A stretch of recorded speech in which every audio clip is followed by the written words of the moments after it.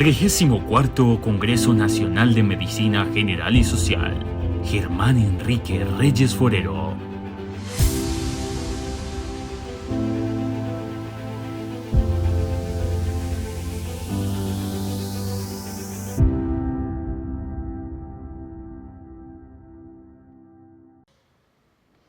Antes de finalizar la jornada de esta tarde, les recordamos registrar su asistencia haciendo clic en el enlace que aparece tanto al inicio del chat de YouTube como del chat de Facebook.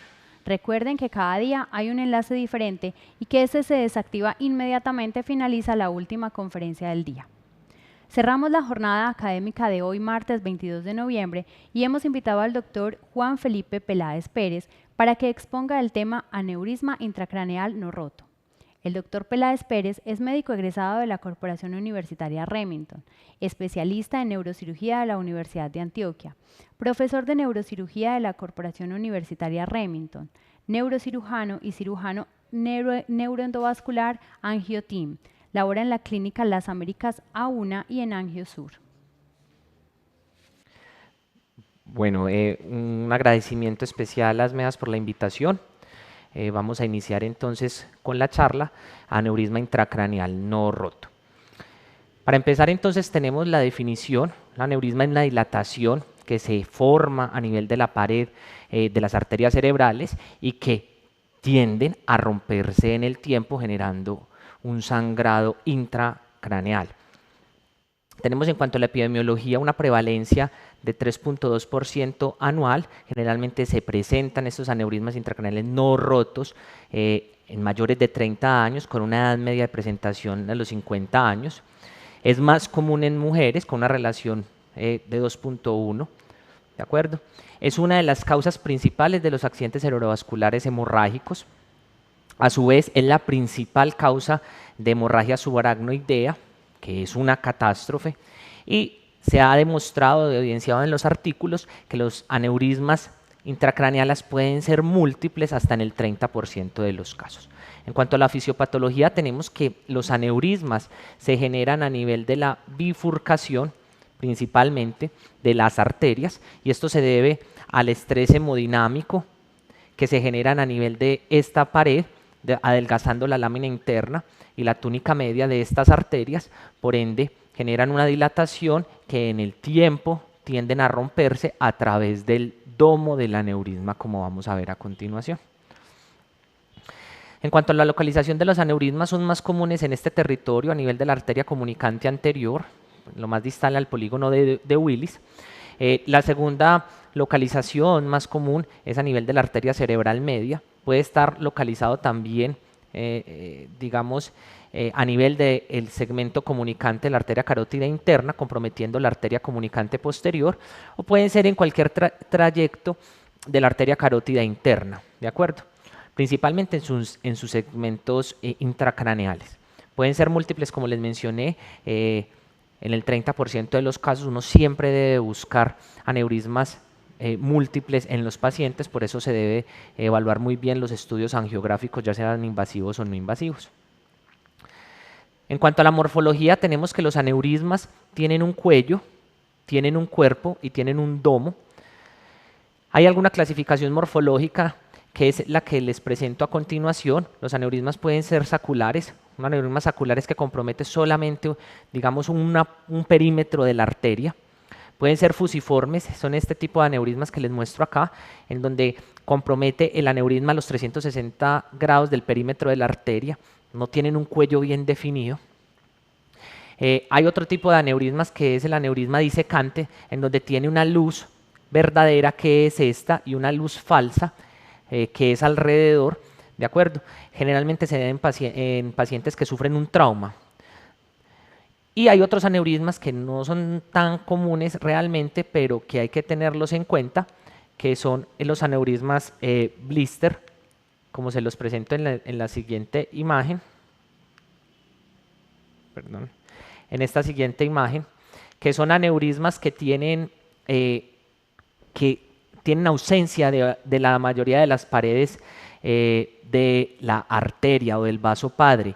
Tienden a ser muy pequeños y tienden a presentar hemorragias severas intracraneales, en este caso al espacio subaracnoideo. En cuanto a la ubicación, los aneurismas se pueden presentar a nivel de la pared de un vaso en su porción lateral. Aquí tenemos los aneurismas de comunicante posterior, carótido-oftálmicos. Tenemos también aneurismas que realmente son los más comunes a nivel de bifurcaciones, como son a nivel de la arteria cerebral media en su bifurcación entre el tronco superior e inferior. O tenemos aneurismas a nivel terminal, como son los del tope de la carótida interna o arteria basilar.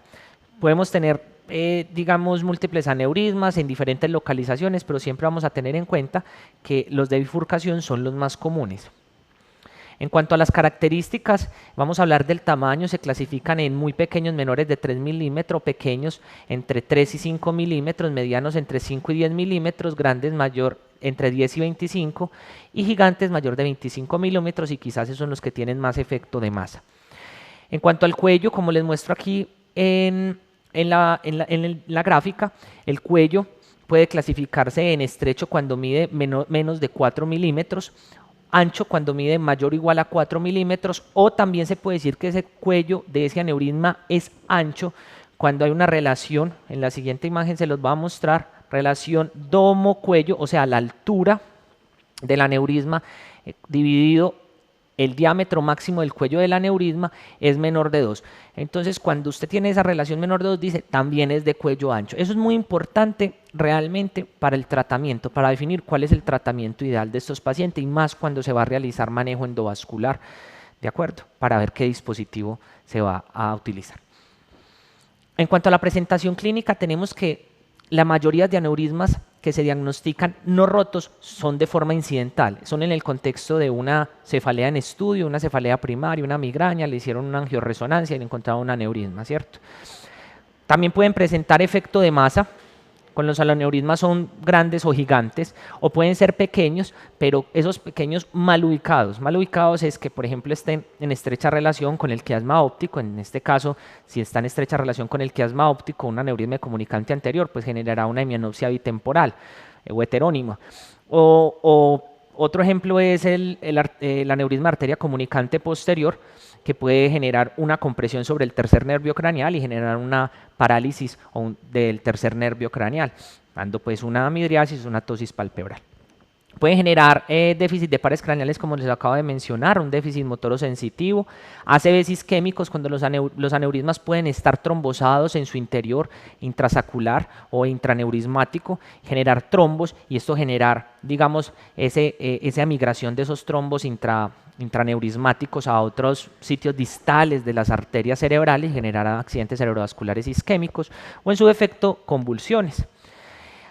Este estudio, hay dos estudios en esta patología, en aneurisma intracraneales no rotos, que son dos estudios prospectivos, digamos, aleatorizados con una muy buena metodología, que se llaman el estudio ISUIA y el estudio UCAS. Este estudio ISUIA demostró que la ruptura anual de estos aneurismas es del 0,5 al 2%.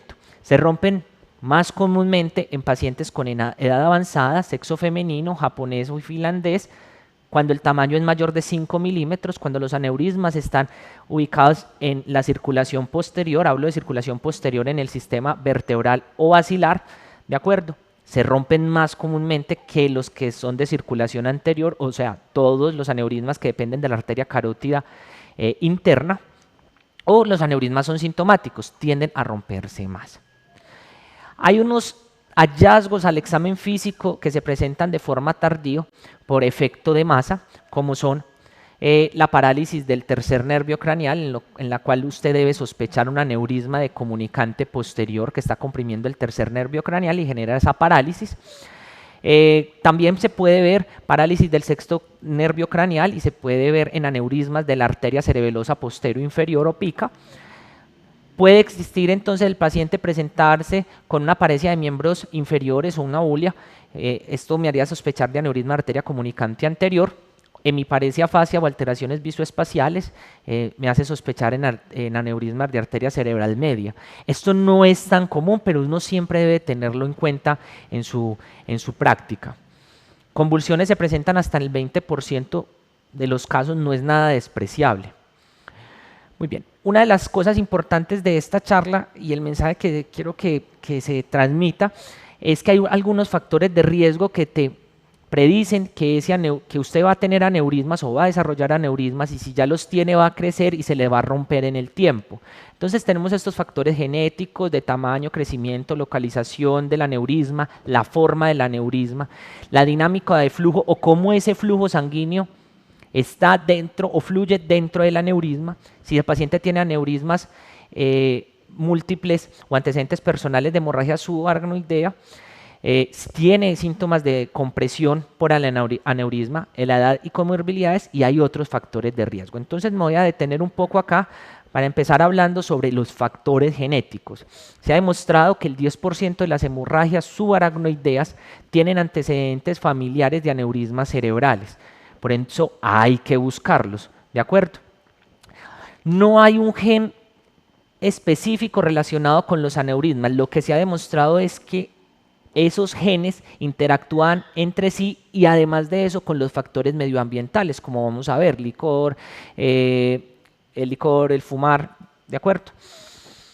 ¿Qué se ha visto? Que los pacientes con factores genéticos tienden a tener aneurismas múltiples, tienden a que esos aneurismas que son pequeños, que no se deberían de romper, a ellos sí se les rompe por esa carga genética, y además de eso que las rupturas suceden en pacientes más jóvenes, ¿de acuerdo? Por eso, cuando hay un factor genético importante, se prefiere realizar un tratamiento de estos aneurismas, aunque sean pequeños y en pacientes jóvenes, ¿de acuerdo?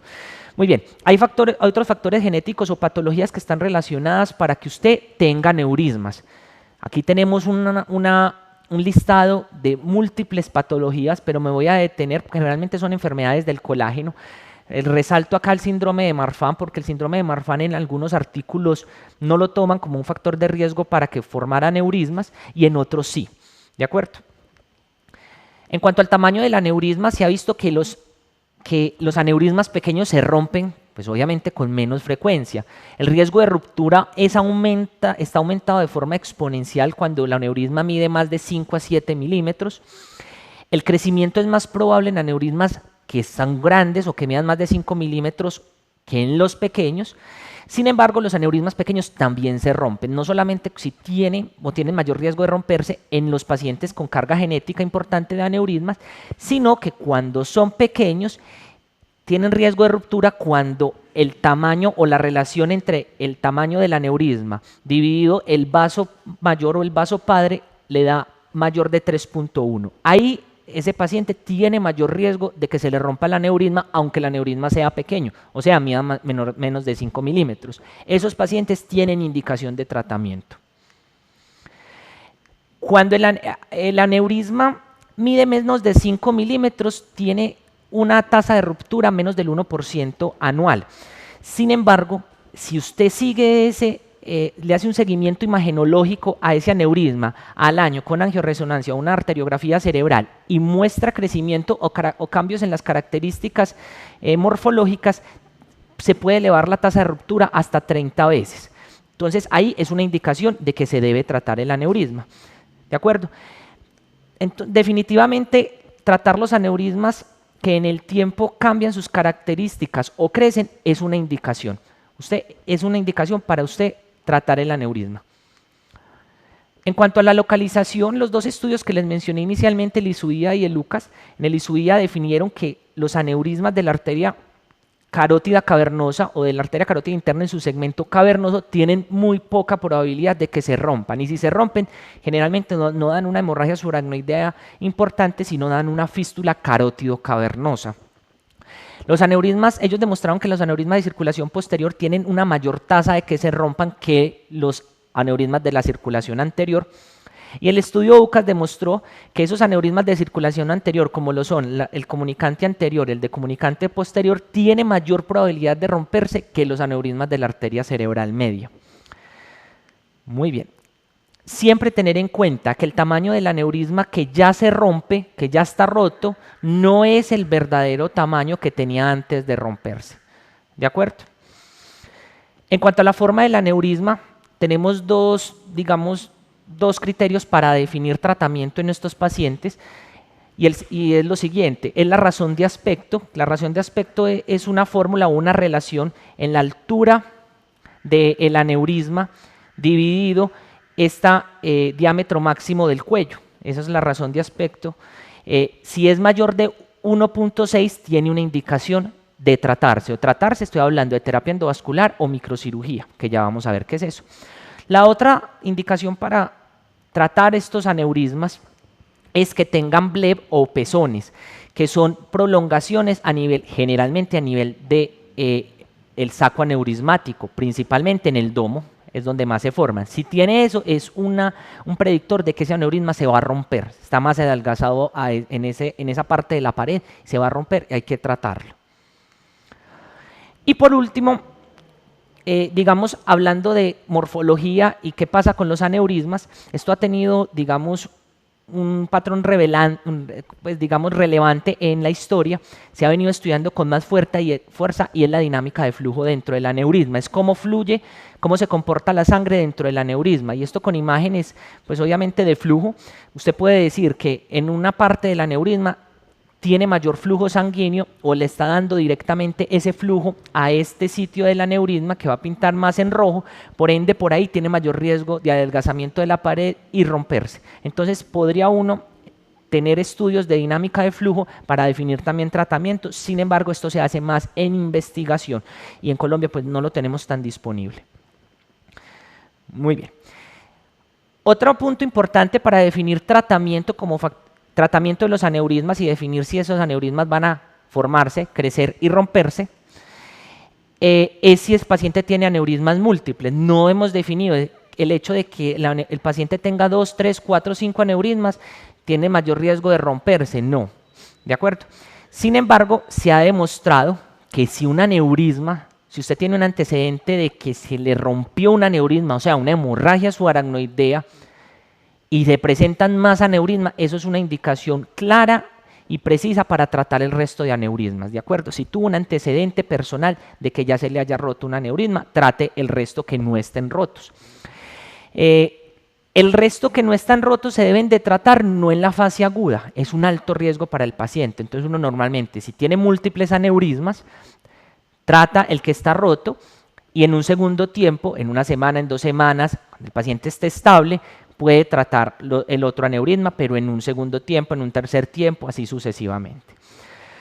Lo que se ha demostrado entonces es que el antecedente personal de hemorragia subaracnoidea es un factor de riesgo independiente para hemorragias futuras, por ende es una indicación clara con un nivel de evidencia muy bueno para tratar el resto de aneurismas no rotos, que es el tema pues en cuestión que estamos viendo.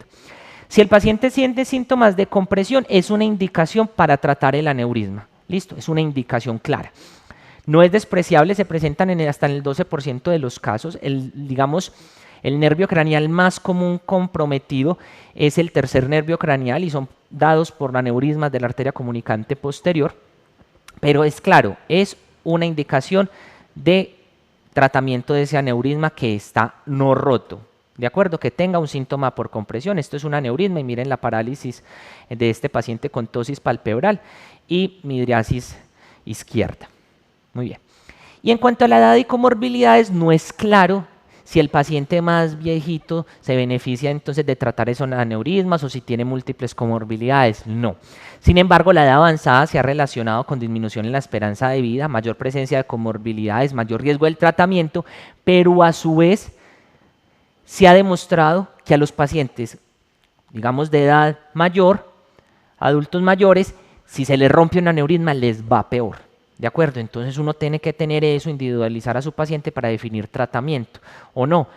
Así que los pacientes, pues si son funcionales, se deberían de tratar, independientemente de la edad.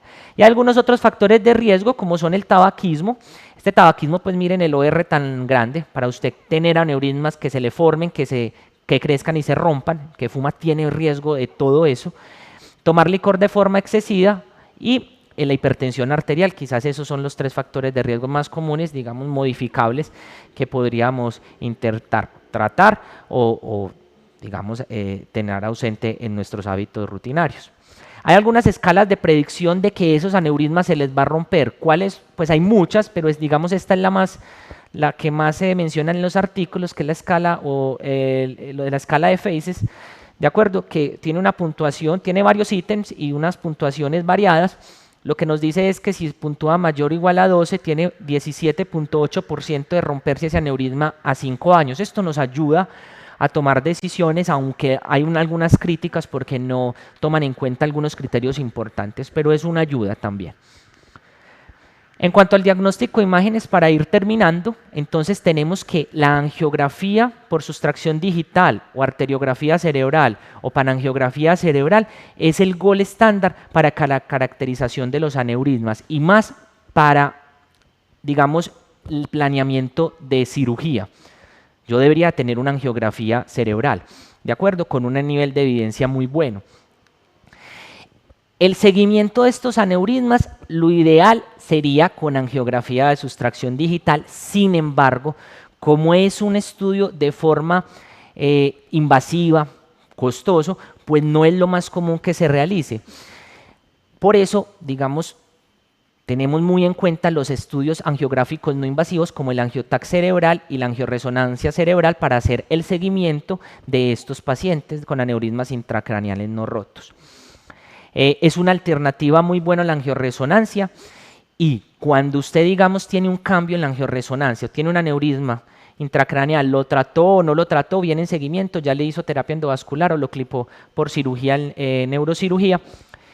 El seguimiento, lo ideal es hacerlo entonces con angioresonancia, pero una vez, si en la angioresonancia tiene algún cambio, ese aneurisma, tiene un bleb, hay una recanalización del aneurisma, salió otro aneurisma ahí adyacente o creció el aneurisma, definitivamente el diagnóstico de elección o la imagen de elección será a continuación la angiografía cerebral o la arteriografía cerebral.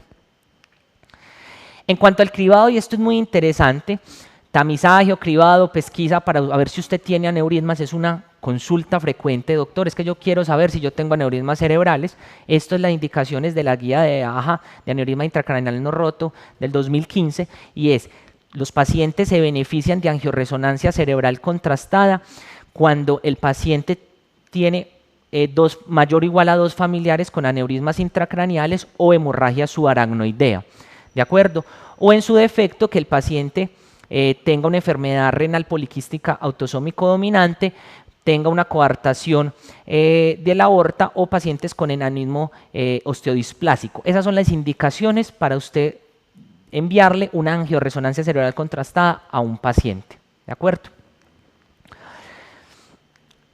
Bueno, hablando de tratamiento, esto es muy discutido entre especialistas, entre otros neurocirujanos. Los aneurismas se pueden llevar a manejo microquirúrgico, o sea, abrir el cráneo, piel, cráneo, hacer la craniotomía e ir por el aneurisma y cliparlos como les muestro aquí en las imágenes, con unos clips, ponerlos en el cuello, así en tándem, pero también el tratamiento endovascular es una muy buena opción.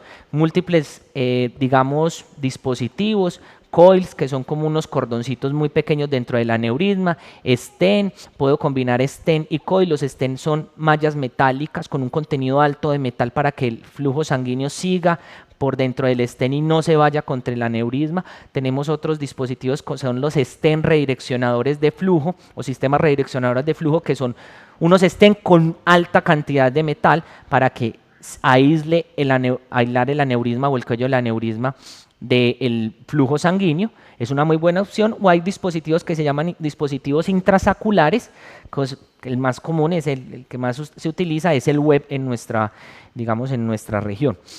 Entonces todo esto para tratar un aneurisma. Ahora bien, ¿cuál de los dos? Esto es una discusión que se ha venido dando hace mucho tiempo.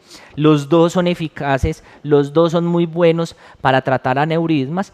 Se ha dicho en artículos, digamos, un poquito de algunos años, que el tratamiento microquirúrgico tiene alta morbilidad. Obviamente hay que abrir la cabeza, cuidado intensivo, hospitalizaciones más largas, pero tiene menor recurrencia ese aneurisma que el tratamiento endovascular. Sin embargo, esos son artículos más antiguos, el tratamiento endovascular viene en un, digamos, en un escalamiento muy importante con altas, digamos, medidas tecnológicas, dispositivos cada vez más tecnológicos con, digamos, más pequeños, mayor eficiente para el aneurisma. El aislamiento del tratamiento endovascular de un aneurisma dura menos de 1 hora sin ninguna complicación. Al otro día, en aneurismas no rotos, casi que uno lo opera hoy y al otro día se va para la casa si no ha tenido ninguna complicación intraquirúrgica. Entonces, cada vez, la verdad, nos vamos volcando más hacia el tratamiento endovascular en aneurismas y en Colombia. Pues en muchas partes hacen también mucho microcirugía, pero aquí me parece que en Medellín ahí cada vez más estamos optando más por el tratamiento endovascular en la mayoría de instituciones. Muy bien, entonces, cuando ya se opera un aneurisma, sea endovascular o por microcirugía, ¿cómo le hago el seguimiento? Entonces, se ha dicho que se le va a hacer un seguimiento a los 6 a 12 meses después de operado el aneurisma, ya sea terapia endovascular o microcirugía, con un estudio angiográfico, ya sea angioresonancia, angiotac, o en su defecto podría ser una arteriografía cerebral, y se debe seguir cada año, cada 2 años, por 5 años. ¿De acuerdo?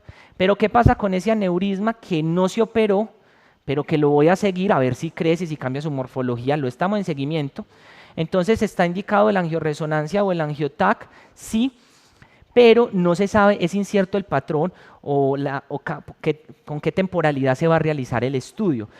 La mejor evidencia nos dice que cada 6 a 12 meses se puede hacer el estudio. Yo generalmente lo hago cada año, listo, o cada 2 años después de descubierto el aneurisma.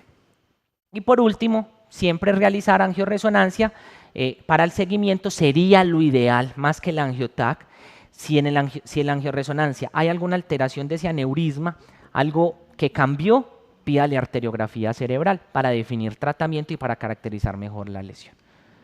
Bueno, muy bien, muchas gracias.